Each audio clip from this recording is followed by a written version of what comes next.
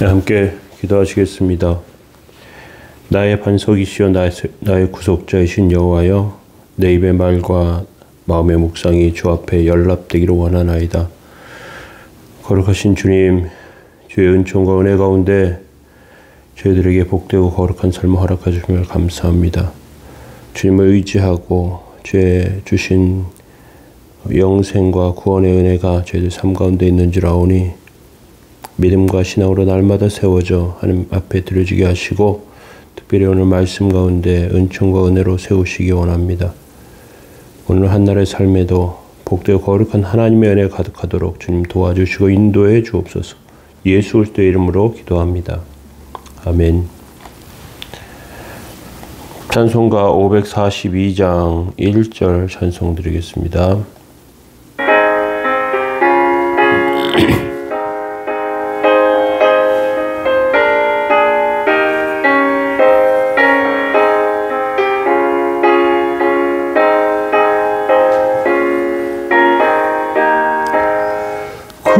주의 쓰지함이 심히 기쁜 일이세, 영생 허락 받았으니 의심 마주 없도다. 예수 믿는 것은 받은 증거 많도다. 예수 귀한 예수 믿음 더욱 주소서. 아멘. 네, 찬송가 시편, 성경 말씀 시편 19편 11절부터 14절 말씀 보시겠습니다. 또 주의 종이 이것으로 경고를 받고 이것을 지킴으로 상이 크니이다. 자기 허물을 능히 깨달을 자 누구리요. 나를 숨은 허물에서 벗어나게 하소서. 또 주의 종에게 고의로 죄를 짓지 말게 하사 그 죄가 나를 주장하지 못하게 하소서. 그리하면 내가 정직하여 큰 죄가에서 벗어나겠나이다. 나의 반석이시여 나의 구속자이신 여호와여, 내 입의 말과 마음의 묵상이 주 앞에 연락되기를 원하나이다. 아멘.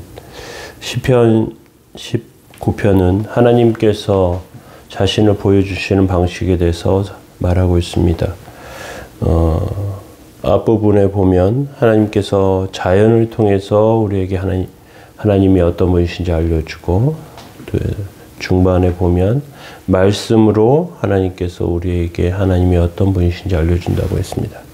종교개혁자들은 이것을 일반 계시와 특별 계시라고 이렇게 불렀습니다. 일반 계시는 자연 속에서 우리가 자연의 법칙과 또 아름다움과 이런 것들을 통해서 하나님의 능력과 은혜를 발견하게 된다는 것이고요.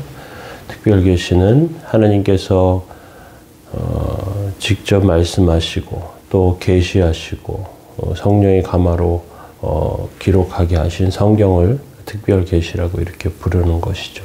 이렇게 하나님께서는 자신을 드러내시고 우리에게 알려주십니다. 오늘 시편 19편 이제 뒷부분 11절부터 해서 우리는 말씀의 유익에 대해서 배우게 됩니다.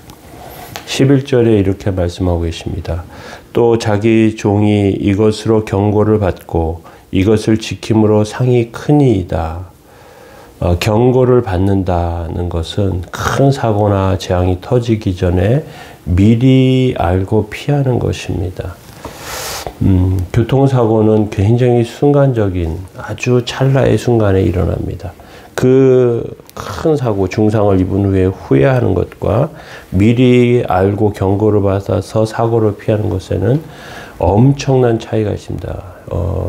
죽고 사느냐의 순간의 차이죠. 큰 재앙도 비슷합니다. 우리나라에 예전에 아주 큰 사고들이 있었습니다. 다리가 끊어지기도 하고요. 백화점이 무너지기도 했습니다. 그런데 아주 찰나의 순간에 살기도 하고요. 찰나의 순간에 죽기도 했습니다. 주님의 종들이 하나님의 말씀을 듣는다는 것은 뭐 큰 사고 가운데 그런 것들을 실제로는 의미한다기보다 삶을 통해서 하나님께서 정말 지키시고 인도하시는 것이 말씀 가운데 우리에게 경고하시는 것이죠. 이것을 주의 종이 이것으로 경고를 받고 이것을 지킴으로 상이 크다. 하나님의 말씀을 통해서 우리가 경고를 받게 됩니다. 삶을 어떻게 살아가야 할지, 또 삶의 태도를 어떻게 가져야 할지, 하나님께서 우리에게 무엇을 알려주시는지, 그럼 이런 것들을 지킴으로 우리가 하나님 앞에 온전해지고, 또 세상에서 당당해지고, 세상에서 필요한 역할들을 감당하게 되고, 성장하고, 또 많은 사람들에게 유익을 끼치는 하나님이 복 주시는 그 복이 나에게 머물러 있지 않고 많은 사람들에게까지 나아가게 되는 그런 역사, 이런 것들을 우리가 발견하게 되는 것이죠. 어떤 목사님은 이렇게 말씀하시는 걸 보았습니다. 젊은 날에 하나님 말씀 붙잡고 사느라고 세상에서 말하는 공부나 학위나 이런 것들을 받지 못했어요. 돈도 벌지 못했습니다. 고난의 인생길이었어요. 그런데 그 말씀 붙들고 가니까 굉장히 힘들어서 처음에는 주의 말씀 붙잡는 것이 형통의 길이라고 말하는 하나님의 말씀이 너무나 마음에 와닿지 않았는데, 나중에 뒤돌아보니까 그렇게 하나님 말씀 붙잡고 사니까 지름길이었고요. 그게 하나님의 보화가 있는 보물창고였다는 것이죠. 하나님께서 그렇게 상을 주신다는 것입니다. 저는 지금 아직 그런 길들 가운데 어려운 길들을 계속해서 가고 있지만, 부족한 가운데 있지만 하나님께서 그런 은혜를 주실 줄로 믿습니다. 12절로 넘어가겠습니다. 자기 허물을 능히 깨달을 자 누구리요? 나를 숨은 허물에서 벗어나게 하소서. 자기 허물을 깨닫는 것이 복이에요. 사람들의 문제는 자기가 지금 어디 있는지 알지 못한다는 거예요. 정치하시는 분들이 지도자가 욕을 먹는 경우가 있습니다. 그런데 사람들이 이렇게 많은 사람들이 비난하고 또 잘못에 대해서 말할 때 그 지도자가 이것을 하나도 깨닫지 못하는 경우를 발견하게 됩니다. 시궁창에 빠져 있어요. 멸망의 자리로 가고 있어요. 정치와 외교와 이런 것들에 문제가 있어요. 그런데 무엇에 무감각해졌는지, 무엇이 귀를 닫게 만들었는지 잘 모르겠어요. 그런데 귀가 닫히고 마음이 닫혀서 그런 비판의 목소리들을 전혀 듣지 못하게 되는 것을 보게 됩니다. 하나님의 말씀에 가까이 있다는 것은요, 자기 허물을 깨닫게 되는 것입니다. 그래서 그것을 통해서 숨은 허물에서 벗어나게 되는 것이죠. 죄에 민감하면서 섬세한 어떤 그런 신앙인의 모습 생각하게 됩니다. 기계가 고장났으면 고쳐야 되겠죠. 아주 작은 그런 문제 때문에 큰 사고가 나는 경우가 있습니다. 제가 어떤 그 영상에서 보니까 아주 동남아에 있는 저가 항공사였는데, 그 비행기가 속도를 낼 때 이렇게 레버가 있어요. 조종사가는. 근데 자동 장치라 그래가지고 그걸 양쪽의 엔진을 똑같이 맞춰주는 그런 그 기능 제어를 하는데, 한쪽이 그 속에, 레버의 속에 청소가 잘 되어 있지 않아서 그 마찰이 생기니까 이게 속도가 느려지는 거예요. 양쪽이 달라지면서 비행기가 추락하는 그런 사고가 일어났었답니다. 아주 정말 사소한 그런 문제였는데, 이 문제가 왜 발생했는가? 너무 정비를 잘 하지 못했고요. 미숙했고요. 매뉴얼에 그런 것들까지 살펴보라고 돼 있는데 매뉴얼을 잘 보지 못했고요. 뭐 그런 이런저런 이야기가 있는 그 내용이 그 영상에는 담겨 있었습니다. 그런 것들, 잘못된 것들을 고쳤다면 일어나지 않을 사고였어요. 하나님과 우리 사이에서 하나님께서 우리에게 깨닫게 하시는 것들이 그러한 것들입니다. 지금 문제가 있는 걸 깨닫고 빨리 고쳐가는 것.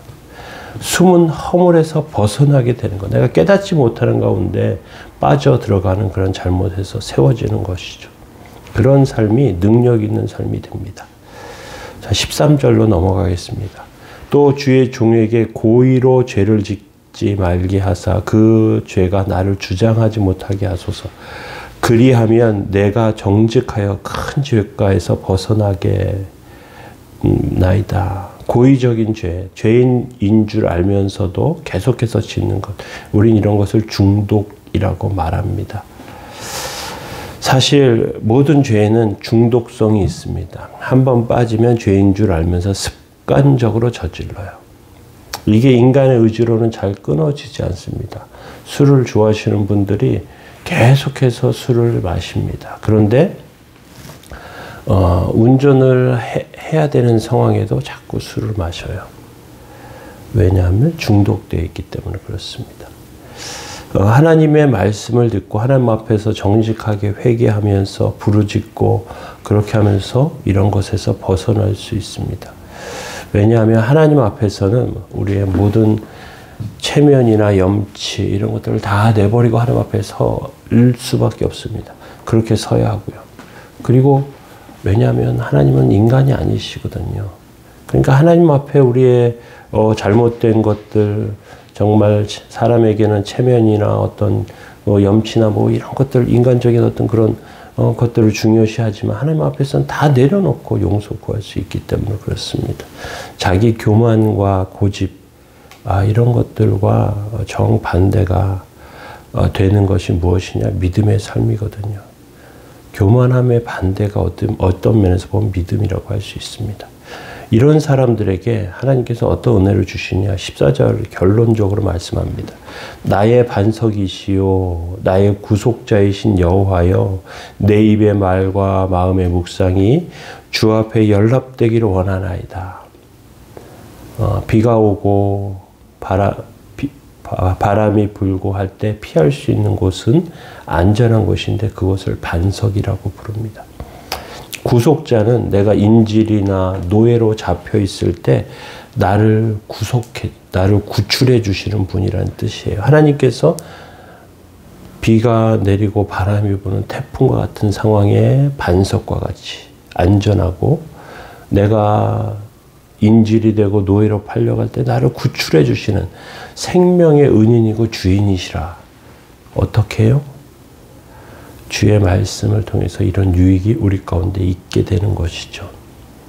하나님은 이런 마음의 입술의 고백과 또 정직하게 그 하나님 앞에 부르짖는 것들, 또 묵상을 통해서 하나님을 알아가게 되는 상황들, 이런 것을 통해서 은혜받게 하십니다. 이런 것들을 통해서 폭발적인 부흥의 역사를 일어나게 해주십니다. 그런 의미에서 주의 말씀이 얼마나 귀한지 우리가 다시 한번 깨닫게 됩니다. 오늘 말씀 생각하면서 그렇게 세워지는 저와 여러분들 다 되시기를 원합니다. 우리 기도하겠습니다. 사랑의 하나님, 주님은 나의 반석이시고 주님은 나의 구속자이십니다. 말과 마음의 묵상이 주님 앞에 연락되어 귀하고 복된 삶으로 세워져 가기를 원합니다. 하나님 연약합니다. 정말로 연약합니다. 정말로 부족하고 내세울 것도 아무것도 없는 그런 존재이지만 저희들에게 사랑과 은혜를 베풀어 주신 것 너무 감사합니다. 이 시간에 저희들이 믿음 안에 세워져 하나님 앞에 복되고 귀한 삶으로서는 그런 인생과 삶이 다 되게 해 주옵소서. 도우시고 함께 하시고 인도하시기 원합니다. 예수님의 이름으로 기도합니다. 아멘. 우리가 하나님 앞에 겸손하게 세워지고 주님의 말씀으로 그렇게 잘못된 것들을 고쳐가고 온전한 삶과 태도를 가질 수 있도록 말씀 생각하면서 함께 기도해 주시기 바랍니다. 성도들을 위해서, 교회를 위해서 그렇게 기도해 주시기를 부탁드리겠습니다. 우리 함께 기도하겠습니다.